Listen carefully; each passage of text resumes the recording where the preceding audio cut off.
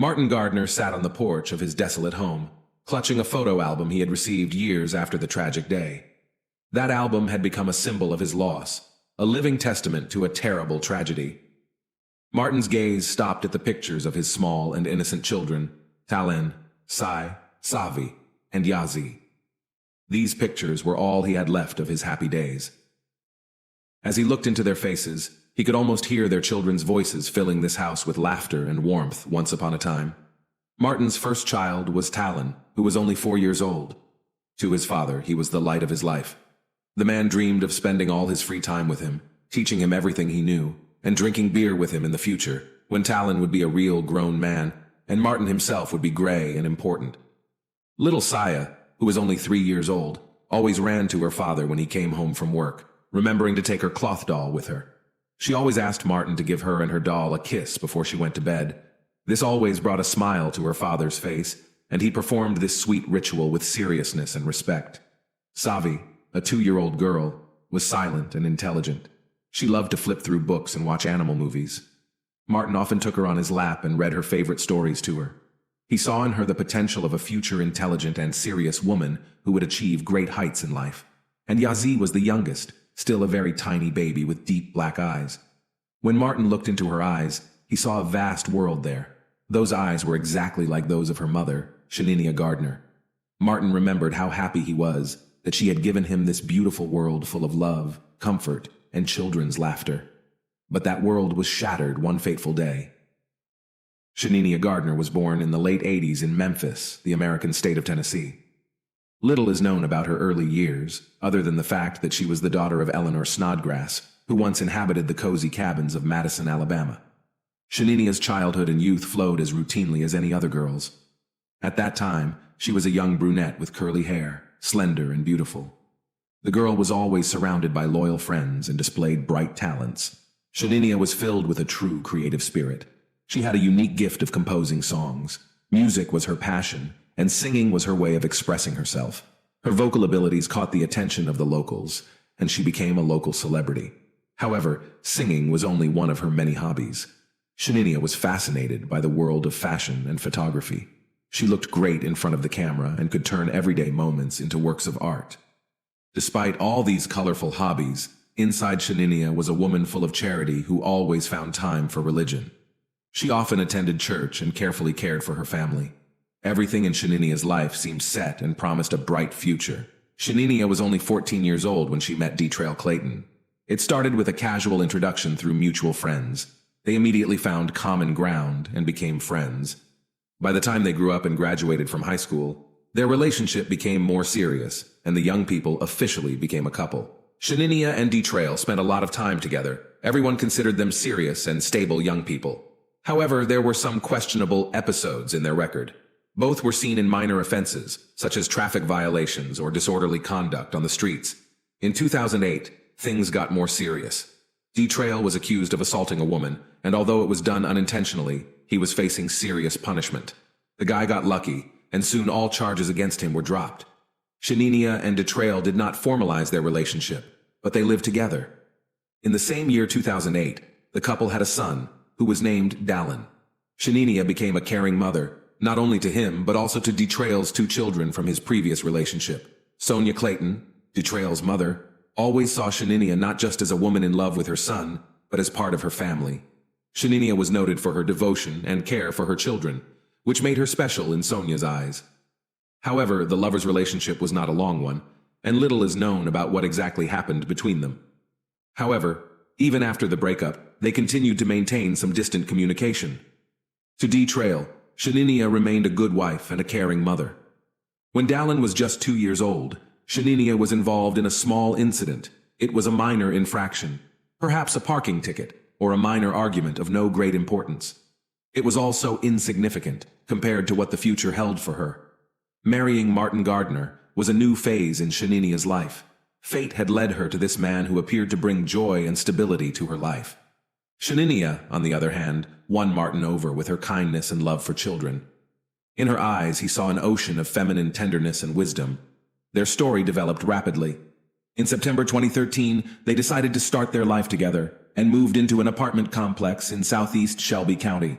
The wedding was just the beginning of a new phase of their life together.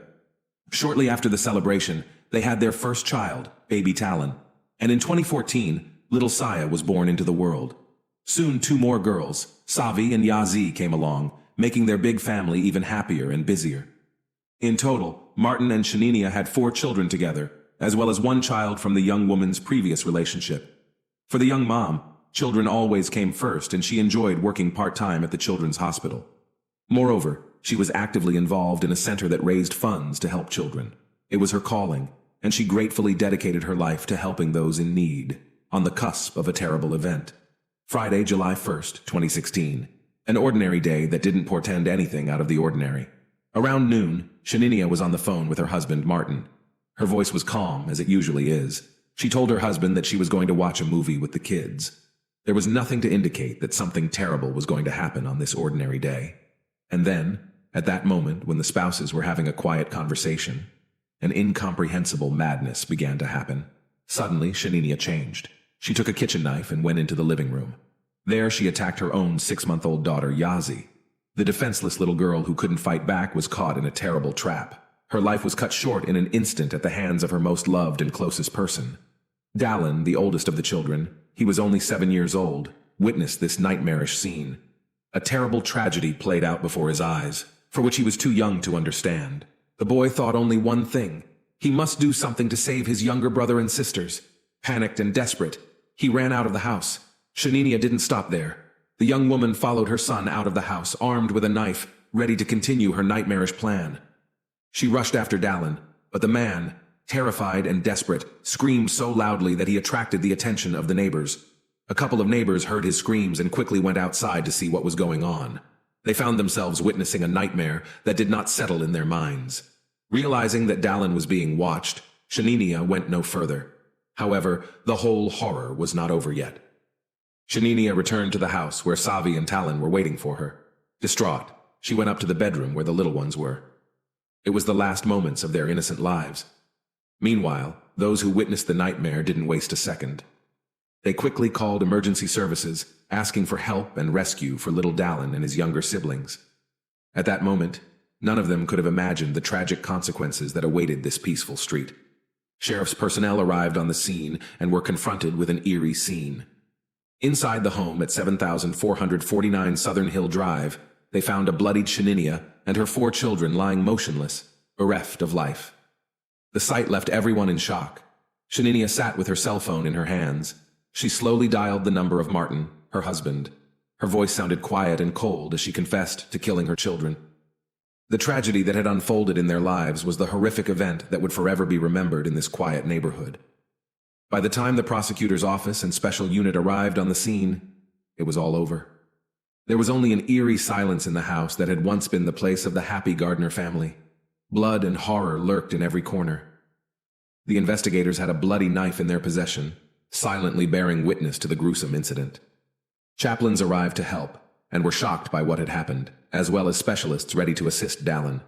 The horror he had endured required immediate intervention. While the necessary information was gathered and investigations were underway, law enforcement asked residents to stay inside their homes and not go outside. Some did not need this request. They still felt fear and uncertainty. Their home seemed to be the only safe place. A major operation forced sheriff's officials to close off access to the apartment complex, including the golf area and country club. As for Shaninia, she was apprehended and taken into custody without bail. Her trial was immediately scheduled for July 5th. Society could not remain indifferent to these horrific events unfolding in the life of Shaninia Gardner. No matter how monstrous she was portrayed, she was a mother and a partner who radiated love, care, and joy, according to Michelle Jamon, her co-worker. Michelle vigorously defended Shaninia on social media, speaking out about the unfairness of the allegations. She also brought up an important aspect, postpartum depression. Cases like this have sparked discussion, and Dr. Joel Reisman, a psychiatrist at the University of Tennessee Medical Center, confirmed that the killing of children by their own mother is rare and usually accompanied by mental illness. He also pointed out the lack of mental health funding in the state, which leaves many families without the support they need. Dr. Diane Barnes, a psychology and postpartum health specialist, explained the difference between postpartum depression and postpartum psychosis, emphasizing that they are completely different conditions with different symptoms. And while Shaninia's exact condition required further investigation, Dr. Barnes doubted that women in a state of postpartum depression would commit such acts. She leaned toward the idea of psychosis. The investigation in Shaninia Gardner's case was arduous. Her defense attorney, Craig Morton, became her defense attorney, but he chose not to comment on the case to the media in the early stages, believing it was too early for such discussions. On July 5, 2016, at the court hearing, Shaninia remained silent, appearing only via video link. Judge Lois Lambert asked her questions, but the young woman did not utter a single word. After the trial, Shaninia was sent to the Mental Health Institute. Shaninia's next of kin came to the courthouse, but declined to comment to reporters. Morton's attorney and prosecutor Jennifer Nichols planned to file a motion to preserve evidence in the case, including information gathered from social media. January 2017 brought formal charges against Shaninia on 4 counts: aggravated child abuse, aggravated murder with a deadly weapon, aggravated child abuse, and child neglect. The mysterious and gruesome investigation continued, and the community was left waiting for justice and answers to many questions. The hearing included testimony from Shaninia's loved ones. On that fateful day, Sonia, Detrail's mother, was undoubtedly shocked to learn of the terrible tragedy. She immediately arrived on the scene in a desperate search for her grandson, Dallin. Sonia maintained that what had happened had nothing to do with the young woman she had once known. She expressed her belief that something supernatural, perhaps of a diabolical nature, was behind it all. As time passed, however, and the initial shock began to wear off, Sonia began to speculate about possible motives. She speculated that perhaps the young couple was in the process of divorce.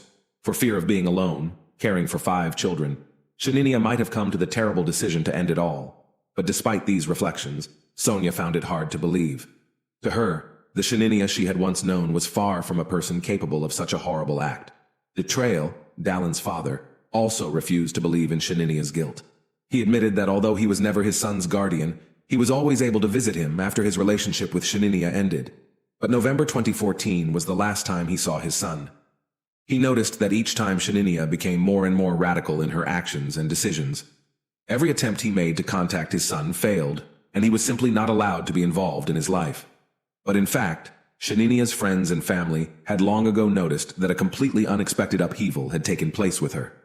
The young woman began to experience a strange discomfort that gradually developed into deep anxiety, paranoia, and even worse, panic attacks.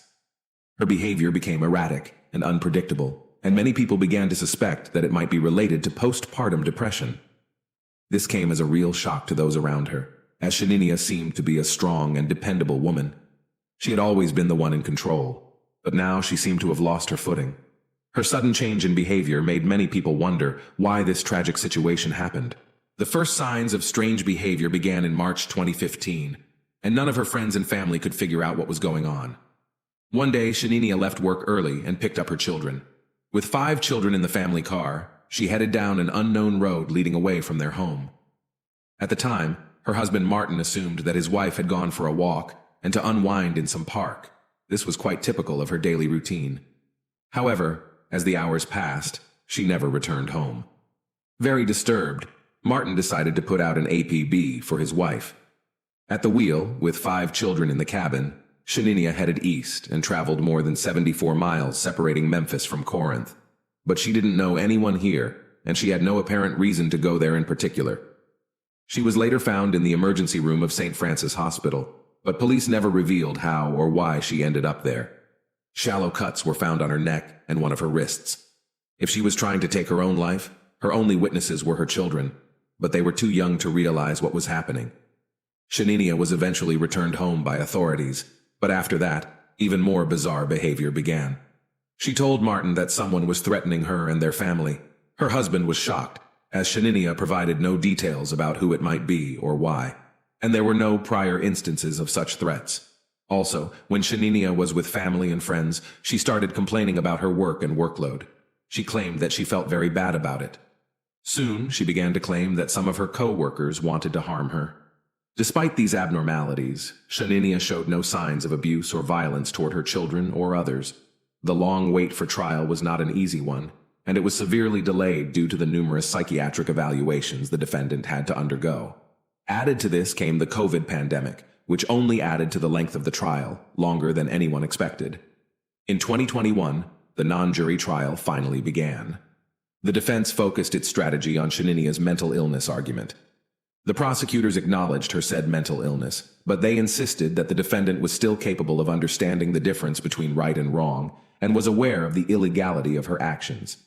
Finally, a Shelby County Criminal Court judge, James, rejected the defense, and in December 2021, Shaninia Gardner was found guilty of all charges against her. In February 2022, Shaninia, 34, appeared in court for sentencing, with her husband Martin also in attendance. Judge James sentenced her to life in prison for each count of murder, as well as 15 years for each additional count of child abuse and neglect. Shaninia will only be able to apply for the possibility of parole after serving a total of 51 years in prison. Given the 5 years she spent in prison prior to sentencing, Shaninia will be eligible for parole in approximately 46 years, when she will be 80 years old. After sentencing, the prosecutor stated that he agreed with the decision because it was consistent with their desire to achieve justice for Martin and his children. In turn, Martin expressed some relief upon learning that Shaninia would never be able to harm any children again. Sonia, Dallin's grandmother, stood among people, including neighbors, family members, and law enforcement officers, during an evening vigil at the apartment complex where the family lived. In remembrance of the innocent victims, those who came to say goodbye held red and white candles and prayed several times for the souls of the departed.